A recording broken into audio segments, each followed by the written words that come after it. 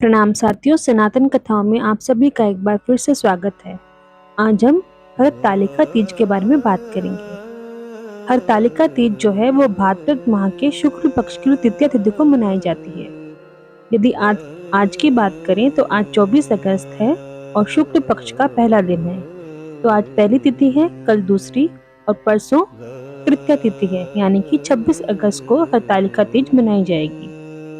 हरतालिका तीज के पीछे एक छोटी सी पौराणिक कथा है, वो मैं आपको बताए दे देती हूँ। हरतालिका तीज का नाम हरतालिका तीज इसलिए पड़ा क्योंकि पुरानी कथाओं के अनुसार देवी पार्वती की सखियों ने उन्हें उनके पिता के घर से हरण कर लिया था और एक घने जंगल में छिपा दिया था। यह उन्होंने इसलिए किया था ताकि जो उनके पिता हैं वो उनकी इच्छा के विरुद्ध जाकर उनका विवाह ना करें और देवी पार्वती भगवान शिव को पाने के लिए तपस्या कर सके। तो उनकी सखियों ने उनका हरण करके उन्हें जंगल में छुपा दिया था। इसके बाद पार्वती जी ने जंगल में कठोर तपस्या की थी और शिव जी को अपने पति के रूप में प्राप्त किया था। अगर देखा जाए तो हरत शब्द का अर्थ होता है हरण और आलिका का अर्थ होता है सहेली, इसलिए इस त्योहार का नाम हरतालिका पड़ा। आगे बात की जाए तो इस दिन सुहागन महिलाएं अपने पति की लंबी आयु और अखंड सौभाग्य के लिए निर्जला उपवास रखती हैं।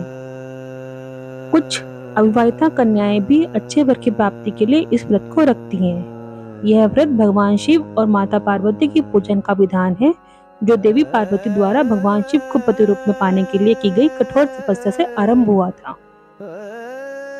आगे बात की जाए इस व्रत की पूजा विधि की और कुछ नियमों की, तो मैं आपको वो भी बता देती हूँ।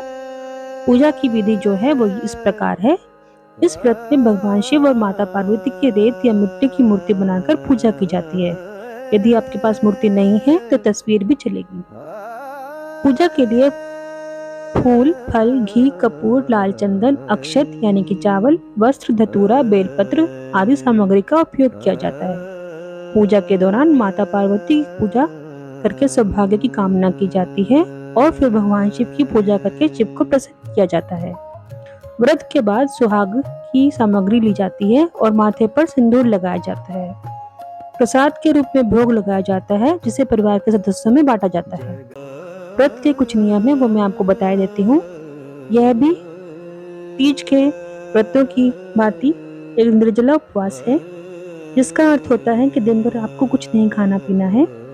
रात को चंद्रमा को अर्घ देकर ही ये व्रत तोड़ा जाता है। लेकिन यदि आप गर्भवती हैं या बीमार हैं तो आप फलाहार ले सकते हैं। यह व्रत जीवन भर के लिए ही रखा जाता है, लेकिन कुछ पौराणिक कथाओं में यह कहा गया है कि हर व्रत का उद्यापन करना भी अनिवार्य है। इसी के साथ आप सभी को हरतालिका तीज की बहुत बहुत शुभकामनाएं। आपका जीवन मंगल से भरा रहे। धन्यवाद साथियों।